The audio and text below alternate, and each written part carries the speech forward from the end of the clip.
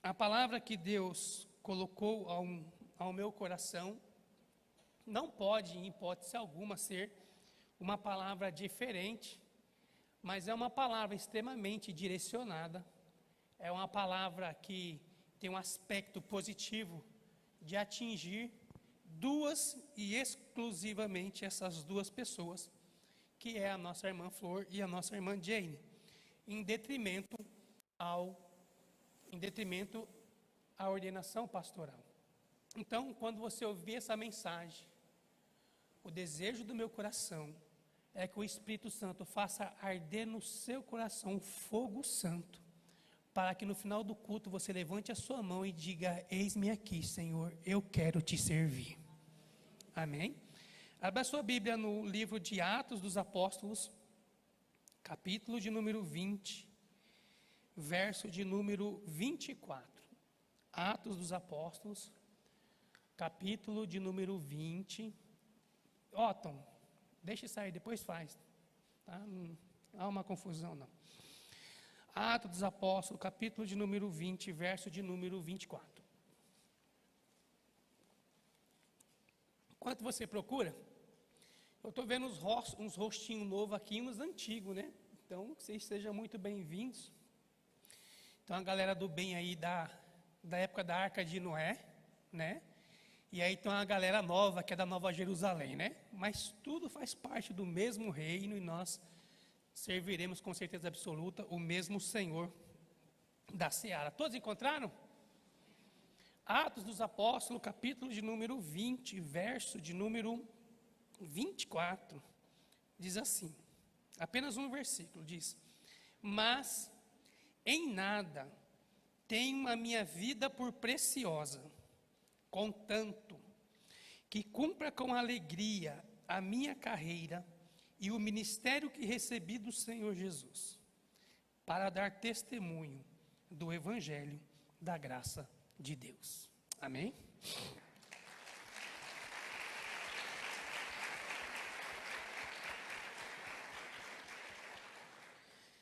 Mas em nada tenho a minha vida por preciosa, contanto que cumpra com alegria a minha carreira e o ministério que recebi do Senhor Jesus, para dar testemunho do Evangelho da graça de Deus. Amados, quando o apóstolo Paulo pronunciou essas palavras escritas pelo evangelista Lucas, ele estava na cidade de Efésios, pregando o Evangelho do Reino de Deus. E o livro de Efésios nos mostra que eles adoravam uma deusa chamada Diana, a Diana dos Efésios. E depois, o templo onde essa Diana era adorada era considerado a 7ª maravilha do mundo antiga. E aí, quando o apóstolo Paulo passou por lá, 3 anos depois, a cidade estava inteira adorando e servindo ao Senhor Jesus. Dali ele foi para Sardes, dali ele foi para Filadélfia, dali ele foi para Tiatira, dali ele foi para Colossos. Então, dali ele pôde expandir o seu ministério pastoral, aonde ele tinha a certeza de que ele recebeu uma convicção, ele recebeu um chamado da parte de Deus, e que ninguém pode apagar, a não ser a própria pessoa. Em detrimento disso, ele deixa nesse texto os 3 aspectos da excelência do ministério pastoral. Então, esse é o tema da mensagem dessa noite, os 3 aspectos da excelência do ministério pastoral. Então, se você for um crente ligeiro como eu, se você aplicar esses 3 aspectos na sua vida profissional, troca pastor e coloca lá a função que você exerce na sua empresa, e Deus vai te dar ferramentas para você ser abençoado naquele lugar. Amém? Então, o primeiro aspecto da excelência do ministério é a vocação. Por que a vocação? Porque a vocação, ela é um chamado irresistível. Algumas pessoas confundem dizendo que Deus chamou o profeta Isaías no capítulo de número 6, quando ele responde o chamado de Deus, dizendo: eis-me aqui, envia-me a mim. Isso é um erro muito clássico da igreja cristã, é uma bobagem que os crentes falam. Porque, na verdade, Isaías já estava servindo a Deus desde o capítulo de número 1.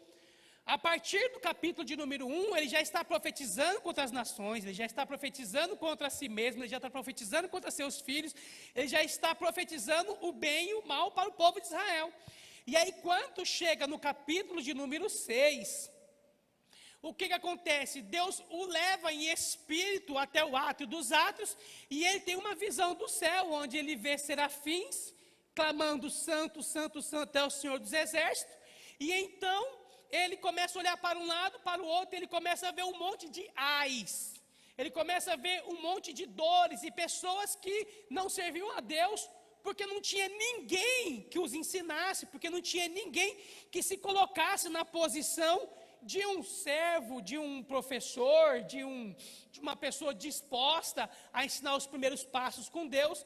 E aí Deus vai e faz a tão aclamada pergunta: a quem enviarei? A quem há de ir por nós? E aí então, Isaías, aí são palavras minhas e não do texto, Isaías olha para um lado, não vê a Jane, olha para o outro, não vê a Flor, olha para frente, não vê você, aí ele fala: estou sozinho, eis-me aqui, envia-me a mim. E aí então ele começa no capítulo 7, a partir do capítulo 7, ele profetiza a vinda do Filho de Deus em Isaías 7,14, se eu não me engano, quando ele diz que nascerá um menino, que enquanto ele souber escolher entre o mel e o fel, ele será o rei de todas as coisas. Então, quando a gente olha para essa vocação, ela não se dá de imediato. Não existe essa de eu me converter hoje e já me tornar pastor amanhã. Existe uma caminhada, existe um processo, existe toda uma carreira a seguir. Quando você vai abrir uma empresa, você não chega no banco e fala: eu abri uma empresa e agora eu quero meu cartão de crédito, eu quero a minha conta para poder depositar as minhas vendas, e aí então, dentro dessa perspectiva, eu vou ganhar dinheiro e sustentar a minha família. Esse é o pensamento. Aí o gerente vai perguntar o que para você? O que ele vai perguntar para você? Ele vai perguntar: cadê o CNPJ? Aí você vai responder para ele: tem que tirar isso? Tem. E tira isso aonde? Lá na prefeitura do seu bairro. Aí eu vou ter que enfrentar aquela fila? Vai. Mas eu vou ter que lidar com aquele funcionário chato? Vai. E depois do CNPJ, o que eu tenho que fazer? Depois do CNPJ, você tem que tirar o e-mail, você tem que tirar a inscrição estadual, e depende do ramo que você está trabalhando. Aí você entende que você tem que passar por uma burocracia até chegar no seu objetivo. Nós cristãos pensamos da mesma forma. A pessoa precisa passar por um processo em Deus, ela precisa passar por um processo dentro da sua vida cristã, para que quando o Senhor Jesus perguntar: a quem enviarei, a quem há de ir por nós, ela vai e diga: eis-me aqui. Amém? Vocês entenderam até aí? Então, uma coisa que precisa ficar claro é que nesse versículo o apóstolo Paulo, ele crava com o carimbo da fé, aonde jamais se apagará, e ele diz quem o chamou, ele diz para o que ele foi chamado, ele diz: e o ministério que recebi do Senhor Jesus Cristo. Amados, você precisa colocar uma coisinha na sua cachola. Você não foi chamado por Buda, você não foi chamado por Confúcio, você não foi chamado por Maomé, você não foi chamado por Allan Kardec, você foi chamado pelo Senhor Jesus Cristo. Se você for lá na França, vai estar lá o mausoléu escrito: aqui jaz Allan Kardec. Se você for lá na China, vai estar escrito ali: aqui jaz Buda. Mas se você for em Jerusalém, nos 3 lugares que eles estabeleceram como o sepulcro de Jesus, vai estar escrito: ele não está aqui, porque ele ressuscitou. Então você não foi chamado por qualquer um. Você não foi chamado por um Deus. Esses dias eu achei tão bonitinho. Eu estava lembrando de uma época remota que eu era pai de uma criança, que hoje ele está um troglodita gigantesco. E eu fui evangelizar o Jonatas com 3 anos de idade. E aí eu falei para ele da fé e preguei com entusiasmo. Aí eu falei para ele assim: filho, você quer aceitar Jesus como seu Senhor e Salvador? Ele com 3 anos disse: quero. Aí eu falei: Jesus, é isso aí, mano, pode ir pá. Aí eu falei: então vamos orar com o pai. Ele: vamos. Aí eu falei: repete comigo. Ele repetiu. Aí no finalzinho da oração ele pôs tudo a perder. Eu falei assim: e o meu coração pertence ao Senhor Jesus. Repete, filho. Ele disse: o meu coração pertence ao Senhor Jesus e ao Hulk. Porque era uma criança. Ele entendeu que ele precisava de um herói. E aquilo que ele conseguiu semelhar Jesus com um herói, era um herói que ele tinha um boneco desse tamanho. Às vezes a gente cria heróis fictícios na nossa cabeça. Você tem um tio bacana, você tem pais bacana, você tem irmãos bacana, você tem um chefe que te ajuda, você tem alguém que corre por você. Mas eu quero dizer para você que acima de todas essas coisas tem um Deus todo-poderoso que te ama com seu braço forte. E Ele te diz nessa noite: ei, eu chamei você. Não foi qualquer um. Ele te chamou. E o que você vai responder a esse chamado? Como você vai responder a esse chamado? Amados, o chamado de Deus na nossa vida é como algemas invisíveis. Nós nos tornamos escravos de Cristo. Nós não estamos mais vivendo as nossas próprias vontades. Nós não estamos mais vivendo o nosso próprio querer. Eu não faço as coisas segundo o meu pensar e o meu caminhar, mas eu faço as coisas segundo o que Deus estabeleceu no meu coração como propósito dele para a minha vida. Você precisa entender que quando Deus te chama, Ele está te dizendo: olha, eu estou te livrando da morte e do pecado, eu estou te livrando da Babilônia, deste mundo tenebroso, mas eu preciso controlar você, eu preciso colocar a minha graça em você, porque senão você vai se perder, senão você vai desviar, você vai beber, você vai trair, e para que isso não aconteça, Cristo vem e te sela com o Espírito Santo. Então você precisa responder esse chamado sabendo que Cristo não convidou Paulo. Cristo não convidou Paulo. Ei, Paulo, você está afim de me servir? Ô, Paulo, você está afim de andar nos meus caminhos? Diga para si mesmo: ele foi convocado. Diga mais forte: ele foi convocado. Agora diz assim: ó, por que eu vim hoje? Eu estou lascado. Porque é a verdade. Por que você saiu da sua casa para vir ver a Jane? Você viu o negão dela aqui? Quase como tive um infarto quando ele pela primeira vez. Você viu o Otton? Esposona lá do lado? Por que você veio? Por causa da amizade? Talvez. Porque você os ama? Sim. Mas principalmente porque você estava na sua casa e o Espírito Santo acendeu uma chama no seu coração e disse: eu estou te convocando para você estar lá nesta noite, porque hoje é noite de chamado de Deus para a sua vida. Entende isso? Porque Deus sabe quando Ele chama. Deus não errou com você. Deus não tinha ninguém mais bonito ou mais feio para chamar além de você. Aí a gente fica nessas neuroses de que eu preciso fazer isso, eu preciso me purificar naquilo, eu preciso mudar isso, preciso mudar aquilo. E essas coisas não são parâmetro para o chamado. O importante é você ter a consciência de quando Deus chama, Ele capacita. E quando Ele capacita, Ele envia. E quando Ele envia, Ele usa. E as pessoas são curadas pelo poder de Deus através da sua vida. Simples assim. E não meramente porque a gente tem uma função, não é função, é convocação. Você já viu um cabo não aparecer no quartel? Você já viu um segundo sargento não comparecer no quartel? Você já viu um comandante abandonar o seu posto? Claro que não. Porque ele sabe a função que a ele foi estabelecida. Ele sabe a função que foi dada a ele para que ele possa ser um bom soldado. E a Bíblia diz no livro de Timóteo que nós somos bons soldados de Cristo. Amém? A quem você tem servido? A quem você tem servido? Tem gente no mundo afora, dando a vida por esse evangelho. Tem gente no mundo afora, desaparecendo só por falar, eu acredito em Jesus Cristo.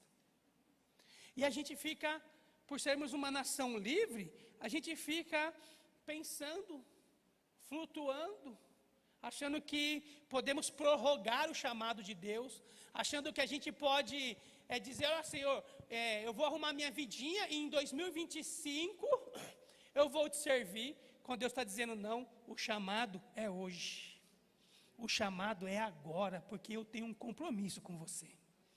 Agora nós precisamos estabelecer o nosso compromisso com Ele. Amém? Em segundo lugar, quando Deus nos chama, a primeira palavra que é tatuada no nosso coração é abnegação. Por que abnegação? Porque abnegação é uma renúncia ascética à própria vontade, funções e anseios pessoais para os anseios de Cristo e os princípios da nossa fé. Quando eu pratico a abnegação, eu corro para o livro de Gálatas, no capítulo 2, no verso de número 20, e o apóstolo Paulo dizendo, não sou mais eu que vivo, mas Cristo vive em mim. E quando eu tenho a certeza que Cristo vive em mim, eu já não vivo mais para as minhas vontades, eu já não vivo mais para os meus eu, mas eu vivo para a vontade de Deus nas nossas vidas. Qual foi a última vez que você se olhou no espelho e disse, quem é você? Será que você está nesse mundo só de passagem? Será que vão lembrar de você daqui a 150 anos? O que você vai deixar como legado?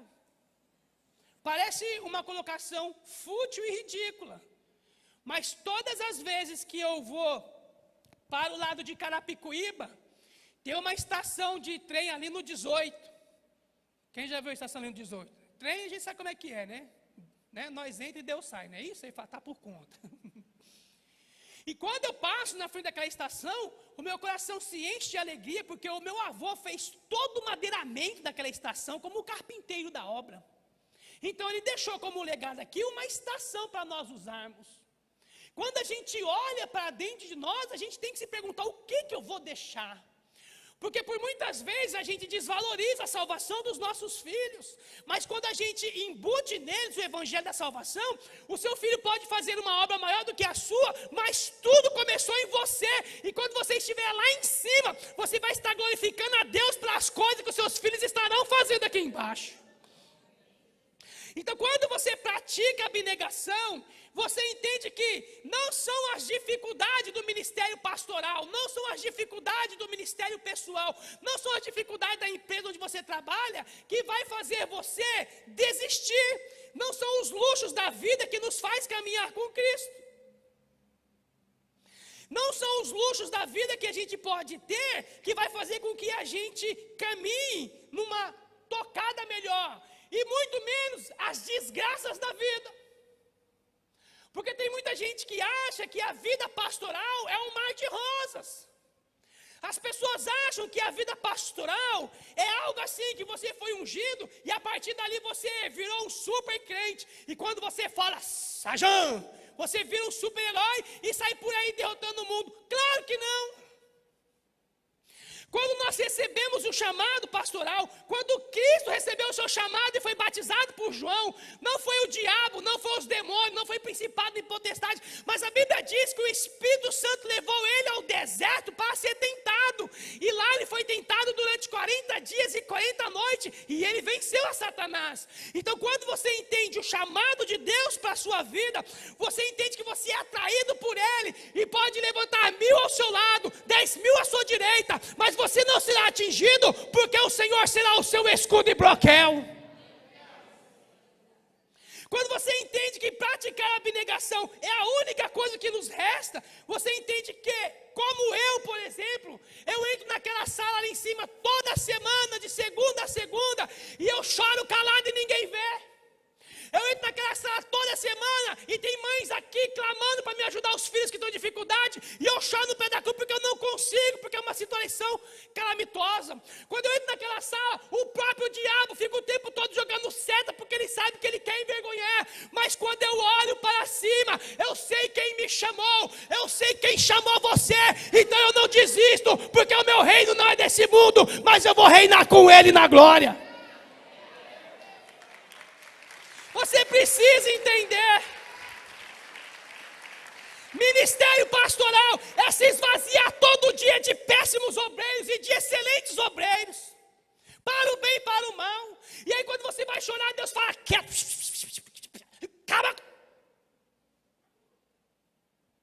Vou falar algo para vocês que eu só contei para o meu camarada ali. Ó.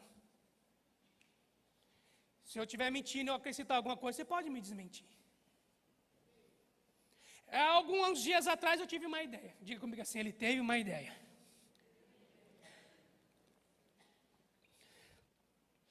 E chamei o Ziquinho. Falei para ele, mano, eu tive uma ideia.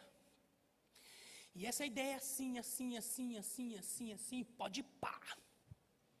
Aí ele virou para mim e falou, caraca. Mas para mostrar para mim que eu não sou doido, porque eu sei que eu sou. Liguei para um amigo meu lá em Santa Catarina e falei, analisa para mim esse projeto.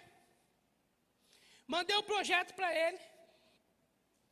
E aí ele analisou o projeto, ele disse assim para mim assim, faço para você. E eu aposto tanto nisso que não vou te cobrar um centavo para fazer. Do que você ganhar, você me dá o dízimo. Eu não vou tirar R$1 do meu bolso, para você ter ideia no que o produtor acreditou no meu projeto. Falei, fechou. Nós. Aí ele falou, quanto você está disposto a investir nesse projeto? Eu disse para ele assim, eu estou disposto a investir R$5.000. É muito dinheiro? É muito dinheiro? Fala assim, não. Porque Deus vai te dar muito mais. Amém? É muito dinheiro? Não. Aí ele falou assim, é tão bom que a gente só precisa de 1.000. Eu pago, e quando entrar os R$1.000 desse projeto, você só transfere para mim. Você não precisa pôr R$1.000 no bolso. E eu fiquei assustado com aquilo. Eu falei, vixe, estourei.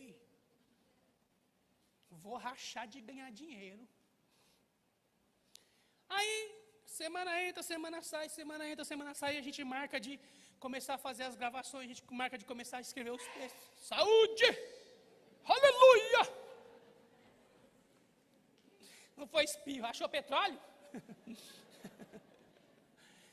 E aí, eu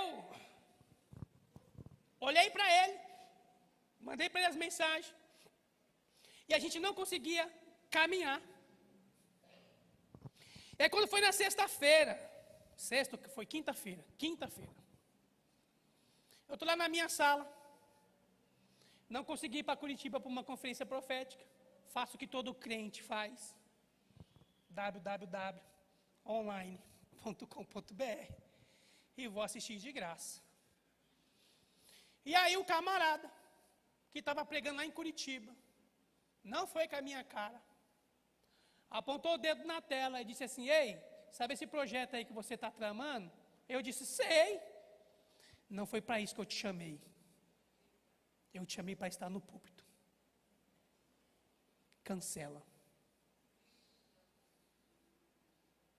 Rapaz, eu entrei em parafuso. Porque eu falei, era a chance da minha vida. Como é que eu vou abrir mão disso? Como é que eu vou fazer? Aí o Satanás falou assim, não, manda alguém fazer no seu lugar e você só ganha 5%, você vai ganhar dinheiro. Eu falei, e o capeta, velho? Já está armando um esquema para me pecar. Porque quando é uma coisa boa que a gente não quer ver só, irmãs, levanta a mão, quem é irmã, levanta a mão. Você quer irmã, levanta a mão. Então as pessoas estão meio decisas, não sei se eu sou irmã de alguém, não sei. Eu acho que eu, não sei, será que meu pai, não sei. Alguém que já passou numa vitrine de loja e falou assim, amiga, eu vi um vestidinho que é a sua cara. Diga para a pessoa que está assim, ó, para de deixar o diabo te usar. Porque é assim que a gente faz, a gente não quer perder. Deus tirou de mim, mas está lá no colo do outro. Não é para você. E não é assim que funciona. E aí eu fiquei brabo demais porventura, que teve um amigo meu que me ligou lá da Zona Sul para me acalmar. Porque eu entendi o que Deus queria dizer para mim. Eu entendi o recado, não podia falar assim, foi para o Hélio. Não, eu estava sozinho lá. Eu entendi o que Deus estava dizendo. Ministério pastoral é você abrir mão de si mesmo em detrimento ao evangelho do reino de Deus. Ministério pastoral é você entrar naquela igreja e você entrar por aquelas portas, todo quebrado, todo arrebentado, devendo a Deus e o mundo, e subir aqui em cima e pregar como se nada tivesse acontecido, e não permitir que a palavra seja misturada com os seus sentimentos. E se todo mundo se converter, ou se ninguém se converter, você vai para casa em paz, porque você sabe que fez exatamente aquilo que Deus mandou que seja feito. Então a gente precisa acordar para a vida. Quantos de nós, por causa do desejo de ter tudo ao mesmo tempo, não perdemos coisas boas na nossa vida, porque nós colocamos a carroça na frente do boi? Tem gente aqui que não era tempo de você ter aberto aquele negócio, você abriu e quebrou a cara e está pagando até hoje. Tem gente aqui que não era para você ter saído daquele emprego naquela época e você saiu até hoje, você fala, como eu era feliz e não sabia. Por quê? Porque a gente não consegue ouvir a voz de Deus para o não. A gente só quer mover profético e bênção de Deus para as nossas vidas. Quando muitas vezes Deus habita no não. Amém? Quem está me entendendo? Então a gente precisa praticar a abnegação. E em terceiro lugar,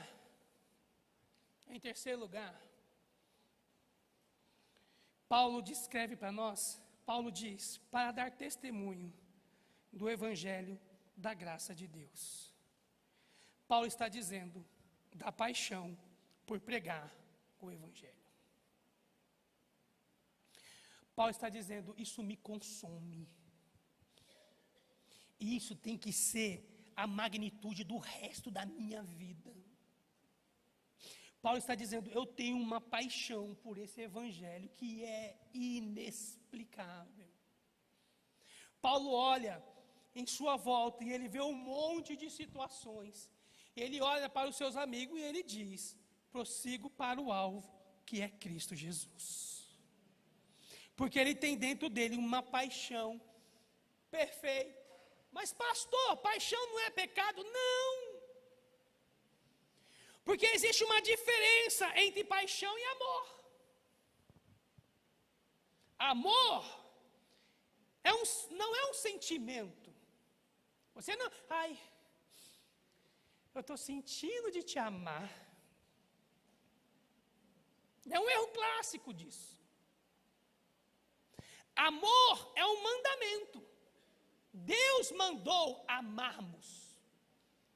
Jesus repetiu no mesmo contexto, amarmos uns aos outros. Deus disse, amar a mim acima de todas as coisas. E o próximo como a ti mesmo. Então o amor é um mandamento. Diga para o irmão que está do seu lado assim, casa caiu. Fala para ele assim, casa caiu.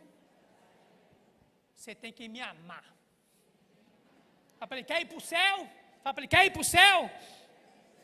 Só se me amar. Dói, não dói? Dói? Ainda mais quando você abre a sua geladeira para comer uma cocada que você ganhou e quando você olha no pote ela está vazia. Aí você fala, o sangue de Jesus tem poder. O sangue de Jesus tem poder. Não é? Quando você chega em casa falando, eu vou pôr aquela roupa, vou sair, vou me divertir, aí seu irmão está com ela no couro. Lembra disso, Dê? Quem tem muito irmão passa por isso direto. Você viu certinho no meu pé, ó. Por quê? Porque amor, ele é um mandamento. Você cumpre ou não? Amor não é um sentimento que a gente desenvolve como uma planta e vai ali regando e depois desfruta do seu fruto. Não. Ou você ama ou você não ama. Uma vez uma moça chegou para mim e falou assim, pastor, eu vou me separar porque o amor acabou. Eu disse, você está dizendo que Deus falhou? Porque Deus, a Bíblia diz que Deus é amor. Então o amor não acaba, você que decidiu não amar mais. Uma decisão sua. Você abriu mão do neguinho lá e fila anda. Mas não vem falar que o amor acabou. Não, você decidiu. Se a decisão foi certa ou errada, você vê as consequências lá na frente, mas é uma decisão. Porque de vez em quando a gente fala, você tem um coração de pedra. Eu falo, teu mesmo, mano. Se eu falar já era, já era. Porque eu sei que eu estou cumprindo o mandamento de amar ou não. Agora, a paixão é um sentimento humano intenso e profundo, marcado pelo grande interesse e atração da pessoa apaixonada por algo ou alguém. Paixão é capaz de alterar aspecto de comportamento e pensamentos, que passa a demonstrar um excesso de admiração por aquele que pediu mudança. Então, quando eu sou chamado por Deus, quando eu começo a praticar a abnegação, eu vou me esvaziando de mim mesmo de uma forma tão grande, que Ele vai me enchendo com o seu Espírito Santo. É uma troca, que daqui a pouco o mundo não reina mais em você, o pecado não reina mais em você, as suas vontades não reinam mais sobre você, mas você vive em paz. Por quê? Porque a sua paixão por Deus está acesa de dia e de noite. A paixão, ela pode ser representada como um fogo. Ou seja, você precisa trazer lenha, você precisa trazer madeira para poder alimentar aquele fogo. Se você não alimenta a paixão, por isso que às vezes você vira crente Raimundo, um pé na igreja, outro no mundo. Porque a chama está apagando. Mas quando você se ajoelha aos pés da cruz, quando você se ajoelha e pede para que Ele restaure a sua comunhão, Ele vem com o Espírito Santo, Ele te batiza com fogo, e aí você levanta dando glórias a Deus, porque do nada Ele renovou as suas forças. Não por um poder mágico, não por um poder místico, mas pela paixão de Deus que vive dentro de você. Dá uma olhada para o seu irmão, ver se ele tem cara de apaixonado.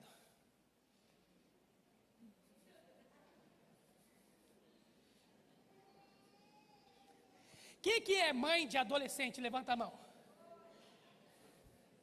Você já viu essa turminha apaixonada? Né? Chega em casa sem céu. Aí começa a escrever o nome no colchão. Né? Aí escreve lá, Barbacena. O que é Barbacena, meu filho? A moça que eu conheci na internet que mora em Barbacena. Não é verdade? Sai do culto todo suado, todo lambido, porque chorou até fazer curva. Aí de repente toda estragada, bate um olho no outro e tim, aflorou. A paixão nasceu de novo. Quem que já teve o privilégio de levantar uma criança para cima? Um filho. Você olha para aquilo, cara, se você pensar bem, você deixa lá. Você fala, não. Pô, a igreja que eu congrego não deu tanta fralda assim para 6 meses, não. Mãe boa foi minha mãe, que tinha 6 pares de fralda, lavava 3 e põe 3 para secar, lavava 3 e põe 3 para secar. Agora eu vou no mercado, olha um pacote de fralda, estou brincando, R$55. Aí um talco, né? 82, fala, não, nem Salomão em toda a sua glória usou esse talco. Aí você pega o de 22, correto? Passa no bumbum da criança, o que acontece? Fica assada. Aí você, 22 com 88, porque não se deu bem com o talco de pobre? Aí você para pensar, você fala, rapaz, dá trabalho. Dá trabalho ou não dá trabalho?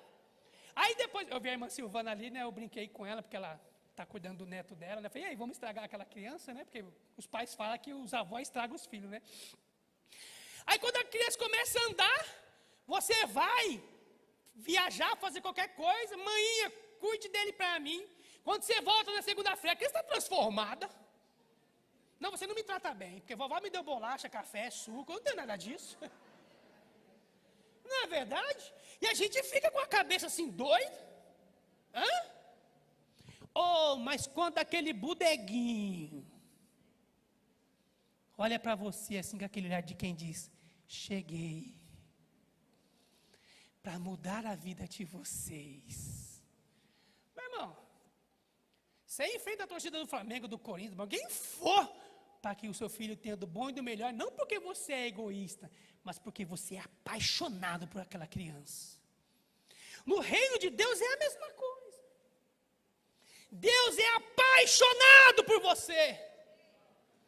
E quando ele te vê, ele falou, caraca, meu, que pessoa da hora, aquela ali vale a pena ser amada por mim. E pum, Deus te amou.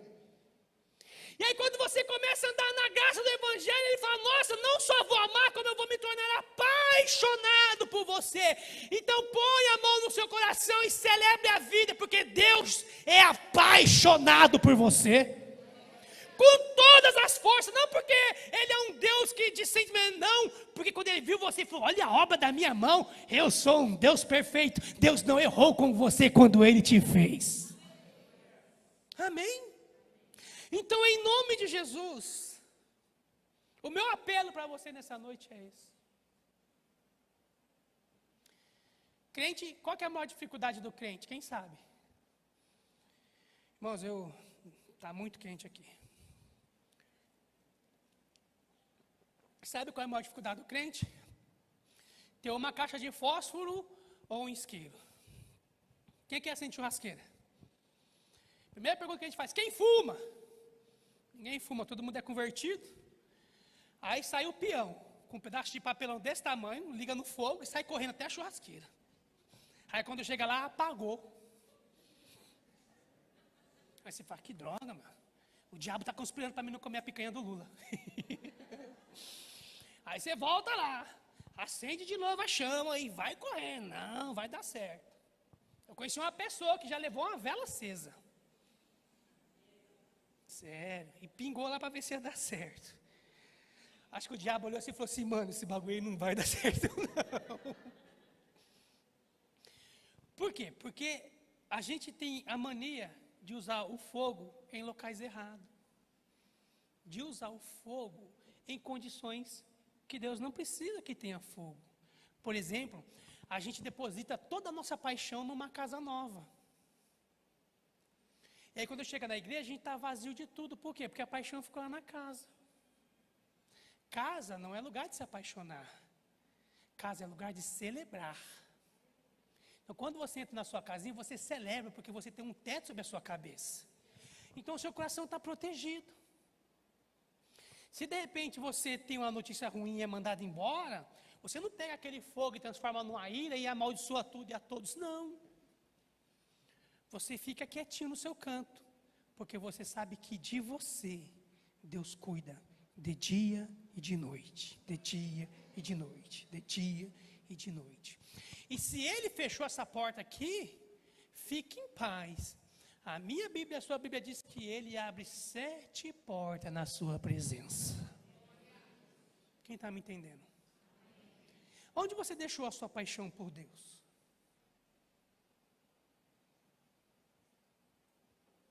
Na gaveta?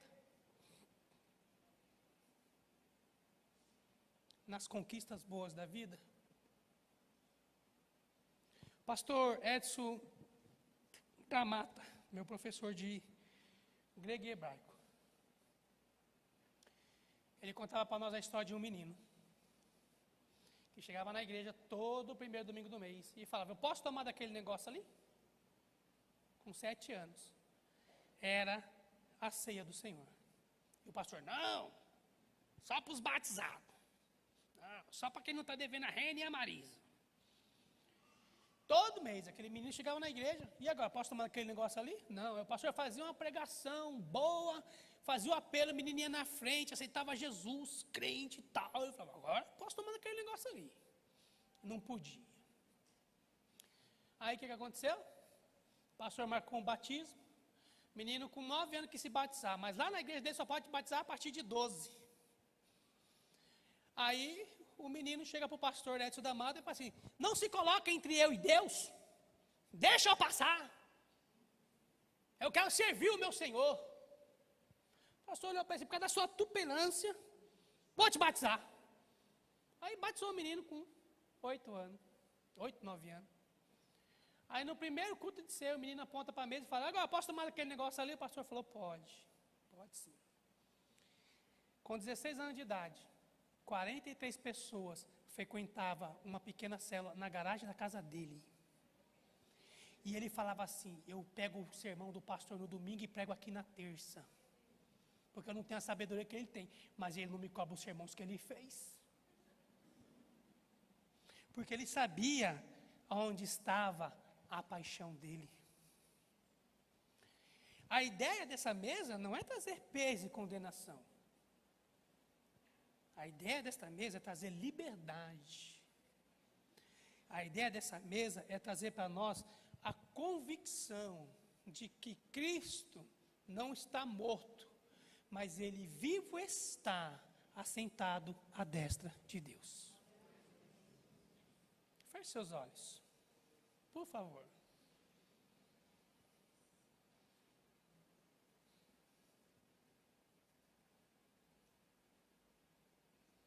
Eu gostaria que você começasse a pensar a respeito de onde está o seu chamado.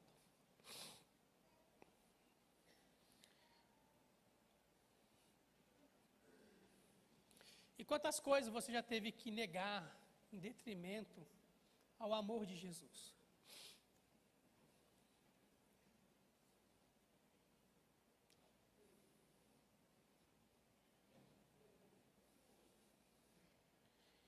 E que nessa noite você tenha coragem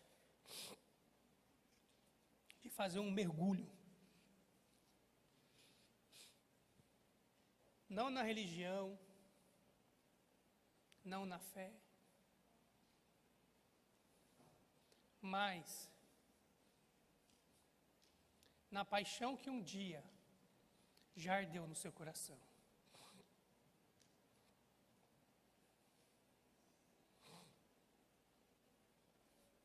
Porque todos nós um dia fomos apaixonados por Deus.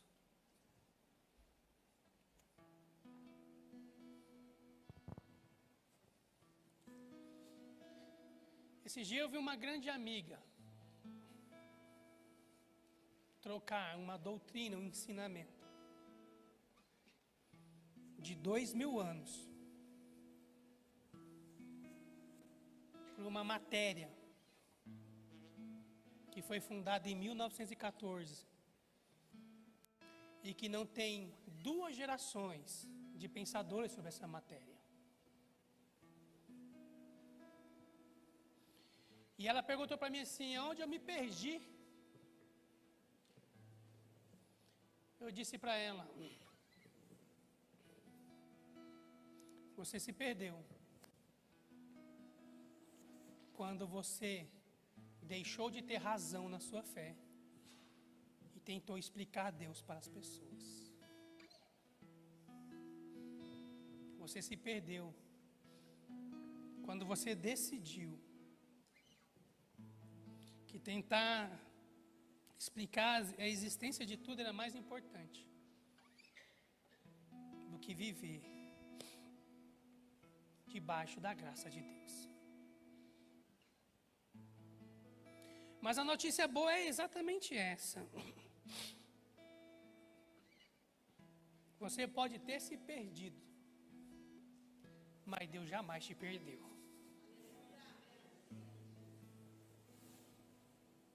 Ele jamais esqueceu onde você está.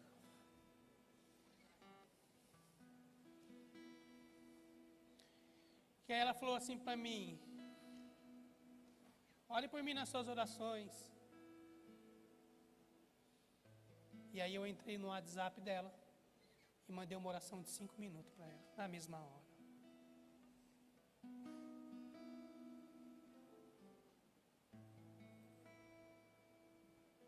Então, quando nós somos apaixonados por Deus,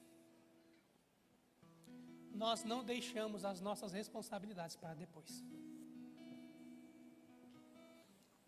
Nós não ficamos negociando com absolutamente ninguém. Hoje tem alguns pastores amigos que nos visitam. Quantas vezes você chegou na igreja sem coragem de entrar?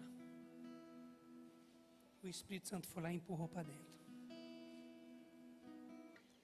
Porque a gente não caminha na nossa própria força. O pastor chora, o pastor erra. Mas se o coração dele estiver em Deus, esses ainda são raros sobre a face da terra. Porque a primeira qualidade que nós temos que ver é exatamente essa. Ele foi chamado, Deus o convocou, ele pratica a abnegação em prol a uma causa, ele demonstra paixão por aquilo que ele faz.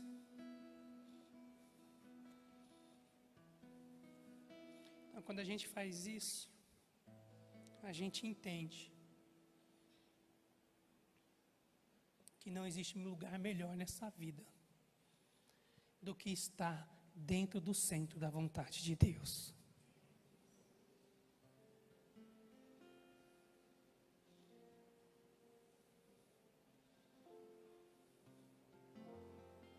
Volte para o centro da vontade de Deus na sua vida. Volte a fluir como fluía antes. Volte a glorificar como glorificava antes. Porque é lá em Levítico que nós lemos: o fogo arderá sobre o altar e nunca se apagará.